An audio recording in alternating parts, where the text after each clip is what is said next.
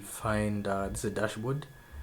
There's a dashboard here. So you'll find fraudulent transactions and the number of that exists. You'll find the number of users in the system excluding the admin, and then you'll find daily transactions. So these are transactions that have taken place daily. I mean, it's a bit self-explanatory. So yeah, so primarily the project was done with React as the front end and Node as the back end. So that's what I used to create the system. So the framework that I used. So I want to explain a bit of the database. So the database is one that contains 3 tables for fraud transactions, for transactions, and for users. So the users, again, are the number of users in the system. Transactions are the number of transactions that have not been flagged by the system and have been allowed.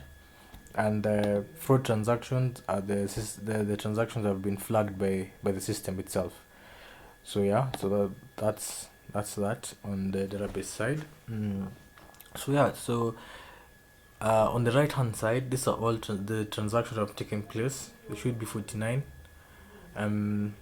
So maybe I was thinking, maybe should I dynamically change this to more of like a daily thing that it refreshes every day, rather than all transactions here. And also here, these are the amount of fraudulent transactions that have been flagged. It should be 12 here. So what else can the admin do? Admin can manage users. So these are the users in the system. And you can see here there's a status and there's actions. It shows the balances for the individual users. So here, the admin has power to block and delete. So let me explain how this works. Under block, you can, as the admin, you can block a user. Take for instance this guy called John Jones, and as you can see, the status has changed to blocked from active, and also here it sends a notification user blocked successfully. But again, so how does that work? So if you go back to the database and we go to the user, everything is active. So if I refresh the database, it should change to blocked. It gives the time the admin blocked the user. So let's get back to here and explain now how the block works. So primarily, if you block a user, the user is not supposed to be able to log in the system, and if he's in the system, it should kick him out immediately. So let's try log out and log into that particular user. I believe he was John James. So yeah, so let's log in as a user now. So John James, let's log in. As you can see, nothing happens.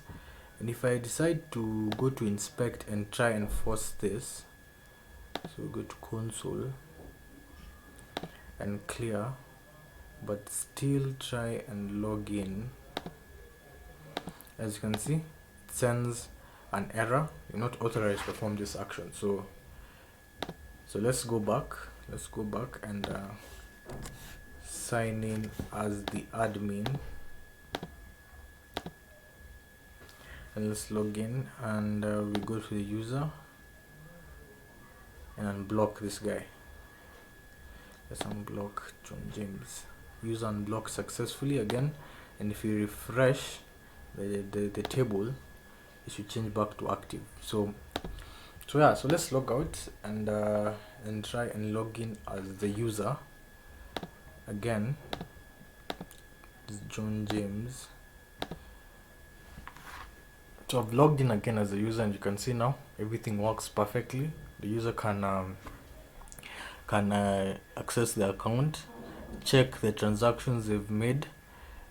They have even a data grid that shows the transactions. The user can export and download. So there's that.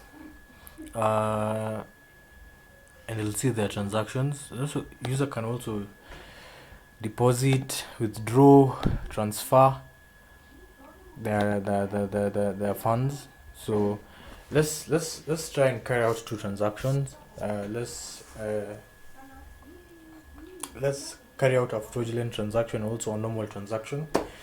So again, like I had said earlier, it's a rule based. So how the system flags transactions to be fraudulent is based on rules that have passed in the system. So again, and I think for future and for better versions, and also to make it more efficient in the fraud part, maybe a machine learning model should be uh, would be better than the rule based. But again, I didn't have sufficient data to train a model, and yeah, so those are the small uh, caveats that I found, and small problems that I wasn't able to overcome. But I decided now to focus on rule based rather than a model. So yeah, so let's try and send to this account that doesn't exist. Yeah, let's send this guy 5k. Let's send 5k. So if you check here, you'll notice the amount should change dynamically. But now, since this is fraudulent, it shouldn't change. So you see, if I confirm, nothing changes. And also on the notification parts, there's no 5,000 has been increased. But if we go back to the fraud transactions table, which was 12, now if we refresh it, in real sense should go to 13. I don't know why it's taking time. Let's refresh the table again. Yeah, so this account number here was one that we are trying to force, the 5,000. At what time?